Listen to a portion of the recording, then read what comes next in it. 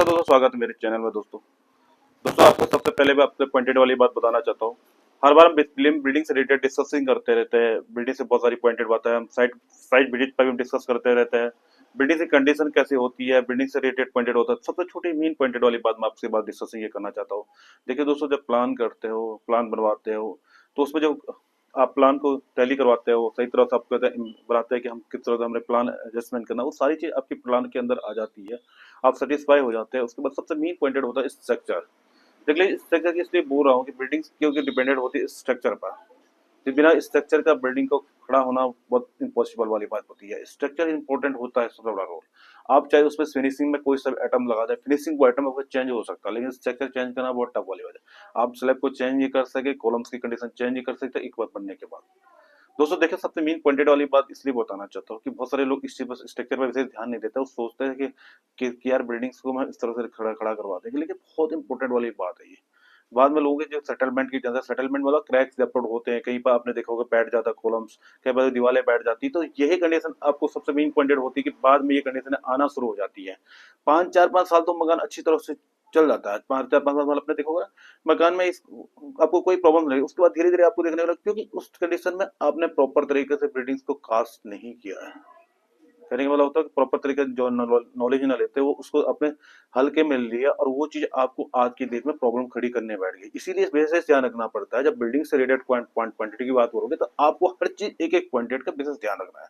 लोग इस चीज का ध्यान है, तो मैं इसको कहना चाहता। सबसे मेन पॉइंट है, मतलब कॉलम्स की बात करते हैं। अपने बिल्डिंग प्लान बनाए तो प्लान में आपको क्या होता है कि हर पॉइंटेड पर कॉलम्स को एडजस्टमेंट करके मिल गए हैं कि कॉलम्स की कंडीशन क्या रही है, कितने आपके कॉलम्स हो गए, वो आपको बता दिया जाएगा।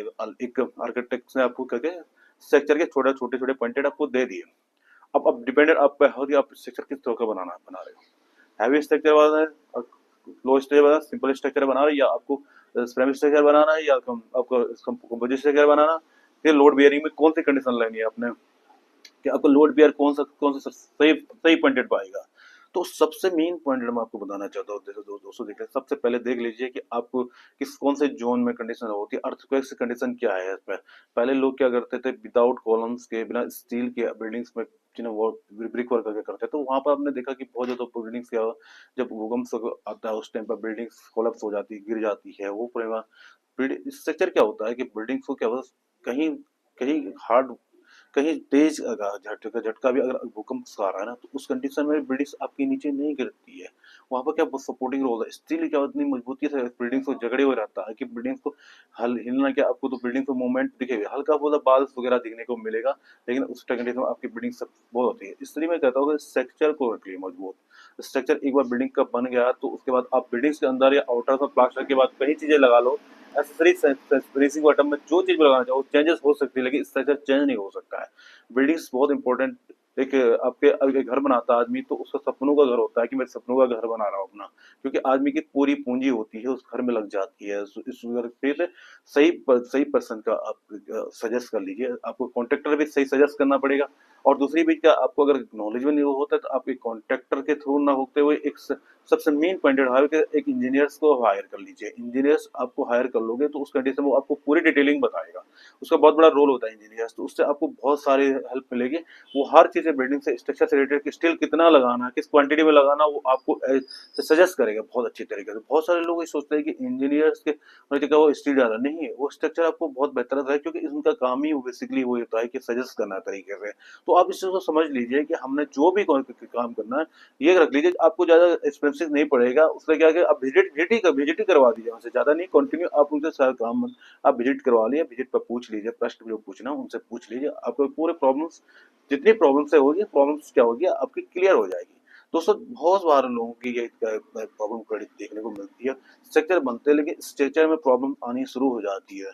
बहुत जगह हमने देखा कि सेटलमेंट बहुत जल्दी हो जाए बिल्डिंग में। वो देखा होगा बिल्डिंग्स पर कहीं पर वॉल फट सी लग जाती है, तो वहां पर सजेस्ट कोई करने वाला नहीं होता। तो अब दूसरी बात डेफनेस की प्रॉब्लम होती है। डेफनेस वाला आपका सीलन कंडीशन अब्जॉर्ब बिल्डिंग्स में होता है। कारण होता है कि नीचे से आपने किस तरह से मेटल यूजेज किया है, और किस तरह से आपके ब्रिक वर्क के साथ साथ आपने फीलिंग किस चीज का कर रखा, और कंडीशन क्या हो रही है, जमीन की कंडीशन कैसी है, वो डिटेल पूरी डिटेलिंग पहले होनी जरूरी होती है। इसलिए सबसे पहले सब चीज का कैलकुलेशन कर लीजिए, उसके बाद अपनी बिल्डिंग्स का वर्क कर लीजिए। और दूसरी बात स्ट्रक्चर की बात करो, सीमेंट का भी सबसे क्वांटिटी किस तरह से लगानी है, और दूसरी बात बजरी और जो आपका रॉ मटेरियल में जितनी भी सारी चीज़ होती है, कितनी कितनी क्वांटिटी में लगना, सबसे डिस्कसिंग करना बहुत जरूरी है। इजी पॉइंटेड पर से लेकर हार्ड पॉइंटेड तक सारी पॉइंटेड का नॉलेजेबल आपको होना चाहिए। बेसिकली हम बोलते हैं कि एक ओनर्स जो होता है, जो बिल्डिंग बनाता है, उसको इतनी ज्यादा नॉलेजेबल नहीं रहती, लेकिन नॉलेजेबल के लिए आपके पास बहुत सारे लोग होते हैं जो आपको इन चीज से राय देख सकते हैं, इसलिए उनसे डिस्कस कीजिए, कंसल्टेंसी लीजिए। वो कंसल्टेंसी अब इतनी ज्यादा फीसेस नहीं होती है कंसल्टेंसी की, कोई इंजीनियर्स की। वो आपको कम पैसों में आपको अच्छी से अच्छी राय दे सकता है, आपको लाखों रुपए बचा सकता है, और एक बिल्डिंग को आपको मजबूत और सिविलियस बिल्डिंग मिल जाएगी। इस तरह से जरूरी करिए, जब भी काम करते हो बेहतर तरीके से ध्यान रख लीजिए। दोस्तों के हर बार क्या होता है, हम नई नई कंडीशन में देखने को जाते हैं, तो हर प्रकार की कंडीशन, लोगों की कंडीशन होती है। लोगों को बिल्डिंग्स बनाते बनाते ऐसा लगता है कि बहुत कॉस्टली बैठा, कारण होता है इतना सजेस्ट ना होने के लिए। मेटल कितना लगना चाहिए, क्या क्वांटिटी में लगा, वो क्वांटिटी किसी को पता नहीं होती है। अनक्वांटिबल मेटल लोग लगा लेते हैं, और स्ट्रेंथ उतनी आनी चाहिए, जितनी स्ट्रेंथ आनी चाहिए बिल्डिंग के अंदर, वो स्ट्रेंथ उतनी मिलती नहीं है। तो कारण ये होता है कि लोग वहां पर जागरूकता नहीं लेते हैं, इस तरह से प्रॉब्लम फंस जाते हैं। तो इसलिए ध्यान रखिए, जब भी काम शुरू करोगे तो प्लानिंग करने के 10 बाद आपको जब एग्रीमेंट तय करो, या किसी को डिस्कस बिल्डिंग में या ओनर खुद बिल्डिंग बना रहा, तो सब चीज डिस्कसिंग कर लीजिए। प्रॉपर तरीके एक चार्ट व्यू बना दीजिए, उससे पूरी पूरी डिटेलिंग पता कर लीजिए, किस तरह से क्या वहां क्या लगना, वो सारी। धन्यवाद दोस्तों।